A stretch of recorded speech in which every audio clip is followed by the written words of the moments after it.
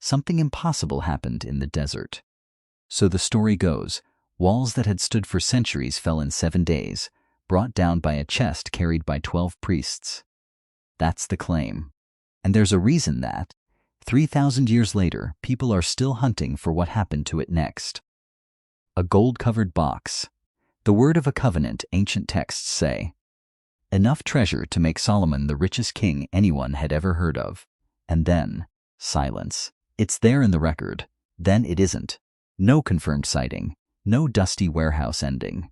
Just a gap in the story precisely where the most famous object in the ancient world should be. Some think it burned in Babylon. Some think it's sealed in a cave in Jordan. Some think a monk in Ethiopia is guarding it right now, forbidden from ever looking inside.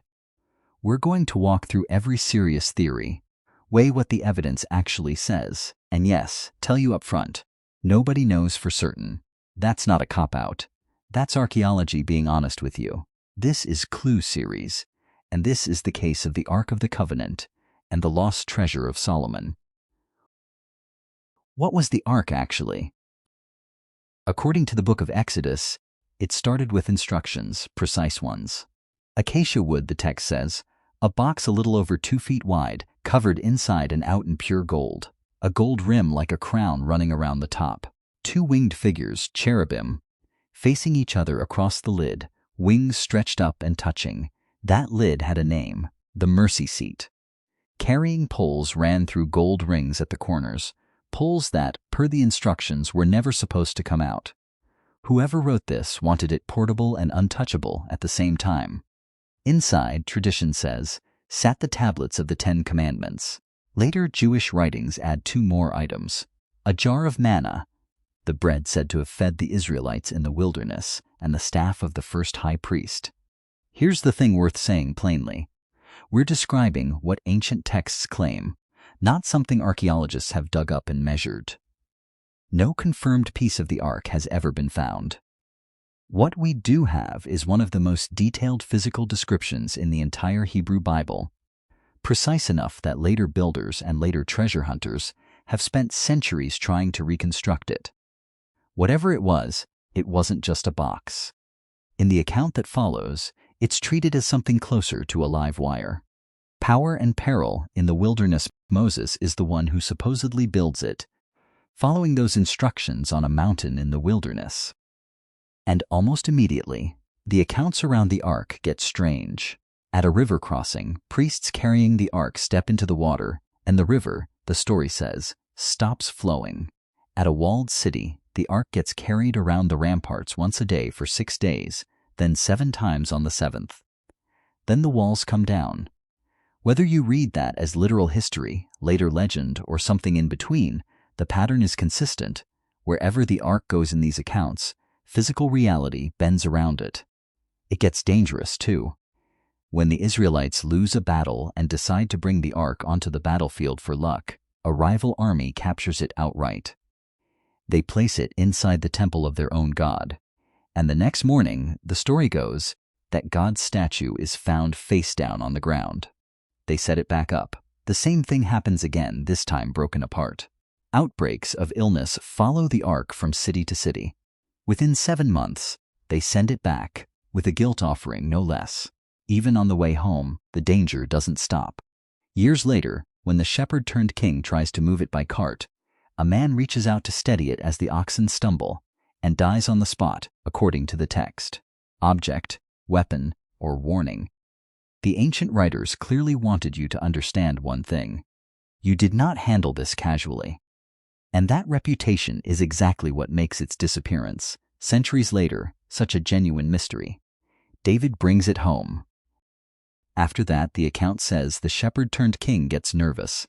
He leaves the Ark parked at a stranger's house for 3 months, just watching to see what happens. Nothing does, so he tries again, this time doing it by the book. Priests carrying it properly on their shoulders, not a cart. He dances in the streets of the city as it comes in, with all his might. The account says, enough that his own wife is embarrassed watching from a window. It's a political move as much as a religious one. He's just made this city his capital. A place with no old tribal claim, a neutral pick. bringing the most sacred object in the nation there, into a tent he pitches for it, ties the city to the faith permanently. Every ruler after him inherits that. He wants to build it a permanent house. According to the account, he's told no. That job goes to his son. So for now, the Ark sits in a tent, in a city about to become the center of an empire, waiting for the building that will make it famous, and the treasure that will make it a target. Solomon's Golden House. The young king builder starts construction around 970 BC, give or take, depending which chronology you trust. 7 years, the account says, for a structure roughly 90 feet long. That's not enormous. What made it staggering was what was inside. The innermost room, the Holy of Holies, was a perfect cube, 30 feet on every side, lined in cedar and covered floor to ceiling in gold. Ancient sources put the gold overlay alone at around 600 talents. By some estimates, over 20 metric tons of it in one room. 2 carved winged figures, each 15 feet tall, wings spanning the width of the chamber, stood guard where the Ark would sit. Outside that room, a candelabrum, a gold-covered altar, and something called the Molten Sea, a bronze basin roughly 15 feet across, resting on the backs of 12 bronze oxen, used for ritual washing. The king is also famous, separately, for extraordinary personal wealth. Gold shields, an ivory throne, trade routes bringing in spices and precious stones. Whether every number in that account is meant literally, or is later exaggeration for effect, historians still argue about. What's not in dispute is the impression the text is going for. This was supposed to be the richest single building on Earth. And here's where we have to flag something important. Archaeologists have not found the remains of this temple itself. It sits, most likely, right underneath a highly sensitive site in the old city today. Far too sensitive, religiously and politically, to excavate. So everything we just described comes from ancient text, not from an artifact in a museum case. Some scholars think the description is basically accurate for a real 10th century building. Others think it's inflated, written down centuries later to glorify a founding king. We'll get into that argument properly later. But keep it in your back pocket now, because it matters for everything that follows. The Babylonian Storm. For about 400 years, the Ark's story goes quiet in the text, presumably still sitting in the temple, through the reigns of roughly 20 rulers, good and bad. Then, in 587 or 586 BC, historians differ by a year depending on the calendar used, a Babylonian king ends it. This wasn't the first siege. The city had already been forced to pay tribute once before. This time, after a rebellion, the Babylonian army doesn't hold back. The account describes the conquering commander setting fire to the temple, the royal palace, and the houses of the city. The walls come down. Thousands are marched off into exile, the event historians call the Babylonian captivity. Here's a detail that's been genuinely confirmed by archaeology, not just text. Excavations in Jerusalem's oldest district have turned up burned wooden beams and ash layers dating to exactly this period. Physical proof the fire the account describes really happened. That part isn't legend. What we know was taken. The text lists the bronze pillars, the Molten Sea, both broken up for scrap metal too heavy to move whole. The gold and silver vessels, the fire pans, basins, everything portable and valuable.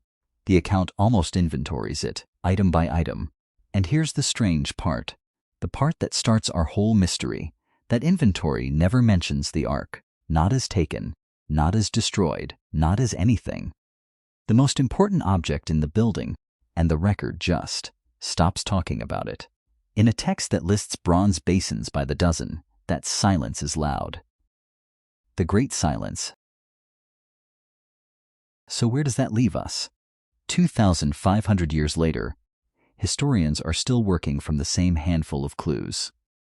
Maybe the simplest answer, it was there, it burned, or the Babylonians melted it down along with everything else, and it just wasn't worth a special mention. Ancient gold doesn't survive with a name tag attached. Or, and this is where it gets interesting, maybe it wasn't there at all by 586 BC. Maybe somebody moved it first, saw the invasion coming, and got it out before the fire started. That's not modern speculation, by the way. That idea shows up in ancient Jewish texts themselves, written not long after the events they're describing. From here, the trail splits into real, documented theories. Not internet rumors, but actual traditions with actual textual sources behind them, some 2,000 years old. We're going to walk through the four most serious ones, one at a time, starting with the simplest. Theory 1. Taken or destroyed. The plainest reading of the evidence. The Ark went the way of everything else in that room. Melted for its gold, or simply left to rot and be forgotten under centuries of rubble. Later rabbinic writings actually preserve two competing opinions on this exact question. One view, the Ark, like the other vessels, was carried off to Babylon. The other view, it must have been hidden away specifically so it wouldn't be carried off, because unlike a bronze basin, some argued, the presence described around the Ark made it too significant to just add to a conqueror's cart. Neither side has ever been provable, and honestly, that's the position most secular historians default to when pressed for a plain answer. No evidence for anything more dramatic, so the simplest explanation is destruction, even if it's the least satisfying one to end a mystery video on. It's worth sitting with that for a second, because most of history actually ends this way. Not a plot twist, just an object that outlived its usefulness to the people who once guarded it and was never seen again. But it's not the only tradition, because centuries before that rabbinic debate was written down, a different account was already circulating, one that put the Ark somewhere very specific. Theory 2. The Prophet's Cave. That account is in an ancient text written around 100 BC, so several hundred years after the fact, but still one of our oldest surviving traditions on the subject. According to that text, the warning prophet, active in the city right up to the invasion, watching it happen, is warned in advance. He takes the Ark along with a sacred tent and an incense altar and carries them to a mountain across the river, the same mountain where tradition says an earlier lawgiver once viewed the promised land from a distance. There he finds a cave, seals the objects inside, and blocks the entrance. When some of his companions try to mark the location to find it again later, the account says he stops them, telling them the place is to stay unknown until a future gathering of his people, a hidden Ark, deliberately hidden, waiting for a future that hasn't arrived yet. It's a compelling story. It's also, worth saying clearly, not part of every biblical canon. That text is accepted as scripture by some traditions, but not universally. That doesn't make the tradition worthless historically.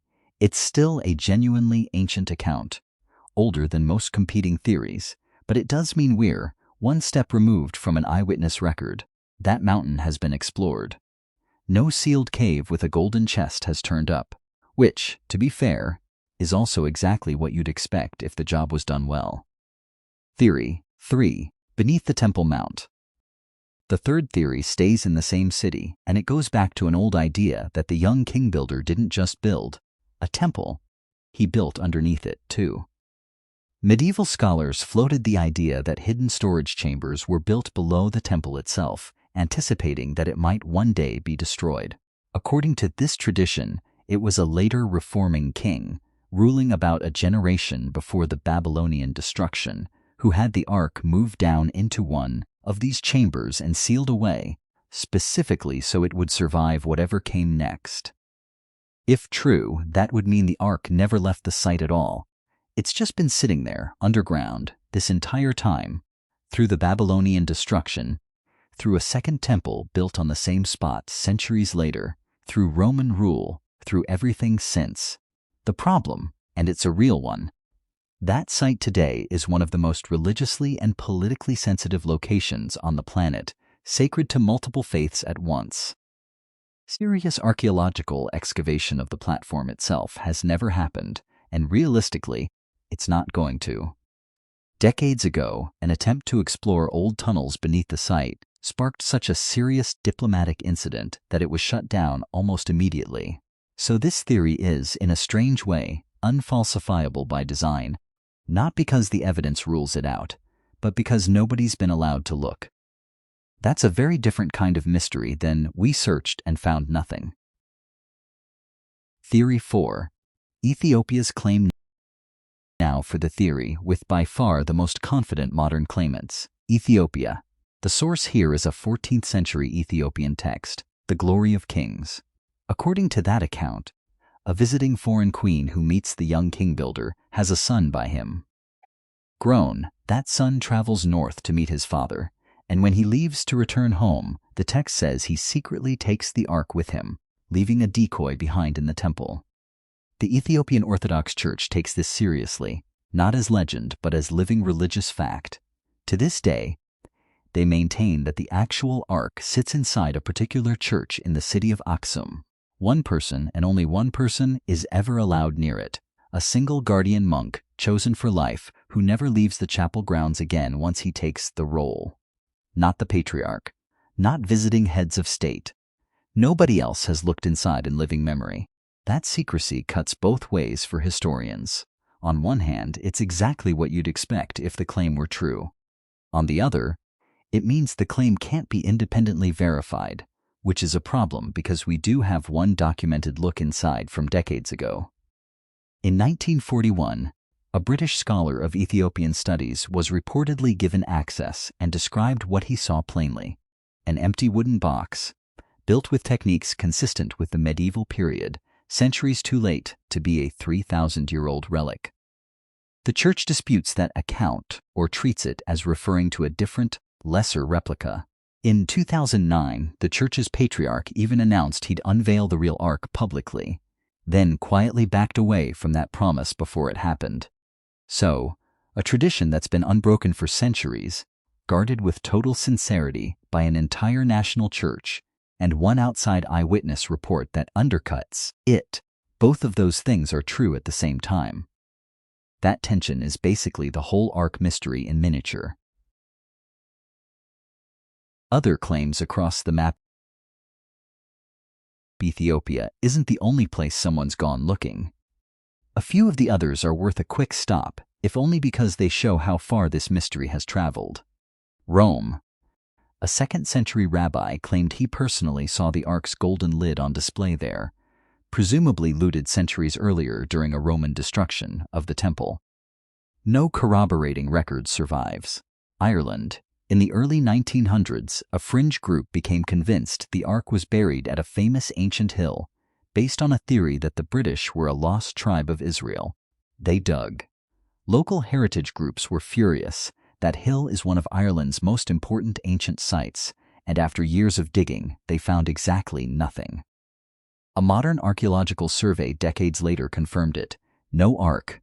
No evidence one was ever there. Southern Africa. An ethnic group spanning South Africa and Zimbabwe has an oral tradition, separately corroborated, interestingly, by genetic studies showing a marker also found among certain Jewish priestly lines, that their ancestors once carried a sacred object south from the ancient Near East, calling it the voice of God. A wooden ritual drum matching that description was found decades ago and now sits in a museum.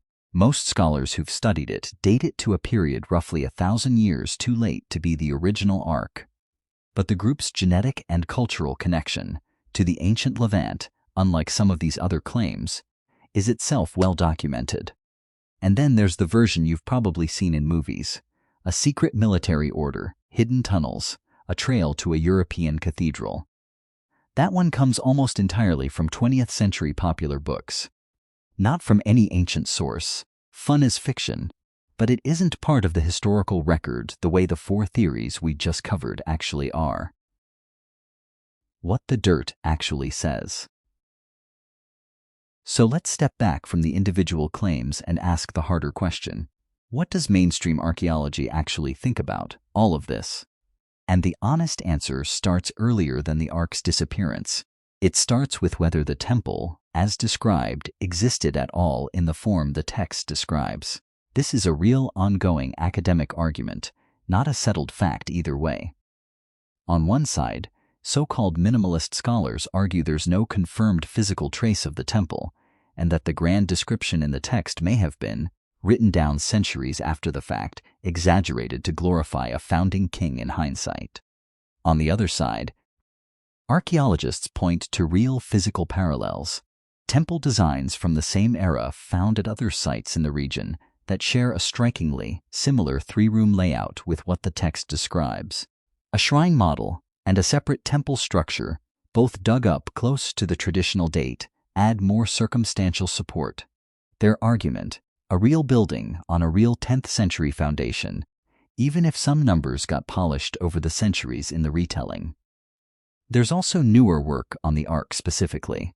Excavations at a town where the text says the Ark rested for years before it moved to the capital found strong evidence of religious activity there, but dated to the 8th and 7th centuries BC. Some researchers read that as a clue the Ark story itself might be later, or moved around, than the traditional timeline assumes. Other archaeologists push back hard on that reading. Nobody's settled it. What everyone actually agrees on: no confirmed physical fragment of the Ark of the Covenant has ever been found, examined, carbon-dated, or verified by any credible institution, anywhere, ever.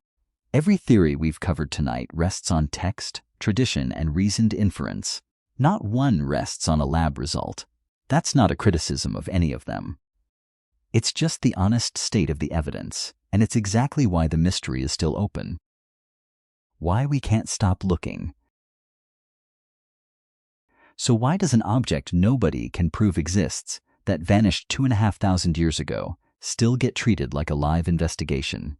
Partly it's the story itself, walls falling, misfortune following it from city to city, a box too dangerous to touch.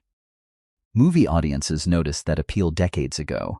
You've probably pictured a certain fedora-wearing archaeologist at least once during this video, and that's fine. That character borrowed real history to build a legend of his own. But underneath the adventure movie version is something more human. For multiple major faith traditions, the Ark isn't a plot device. It represents a real specific link between the human and the divine, described in detail, then lost. That's a genuinely different kind of unsolved than a missing painting or a sunken ship. It's not just where is the object, it's what does its disappearance mean. And it keeps almost surfacing. A new excavation permit near a sensitive old city edge. A researcher requesting fresh access to a highland monastery. A dig that turns up an unrelated but promising cave. Every few years, one of these makes headlines, and for a week the whole internet is convinced this is finally it. It never quite is. Maybe it never will be. But every one of the 4 theories we walked through tonight is still technically an open door. No one's been able to close any of them for certain. And until someone does, the Ark stays exactly what it's been for 25 centuries. The most famous missing object in history. A quick honest note before we go. Everything in this video is presented from a historical and archaeological perspective. What ancient texts claim, what traditions hold, and what physical evidence does or doesn't support. It's not a religious judgment on any faith, and it's not meant as one. Different communities hold different, sincere beliefs about the Ark's meaning and its fate, and those beliefs deserve a respect this video isn't equipped to adjudicate. Think of this as a starting point for your own reading, not the final word. So, of the 4 theories, which one do you actually buy? Destroyed in Babylon, hidden on the mountain, sealed underground, or resting in Ethiopia? Tell us in the comments. We read everyone. If you want more real mysteries told straight, with the evidence laid out honestly, subscribe to Clue Series, and we'll see you on the next case.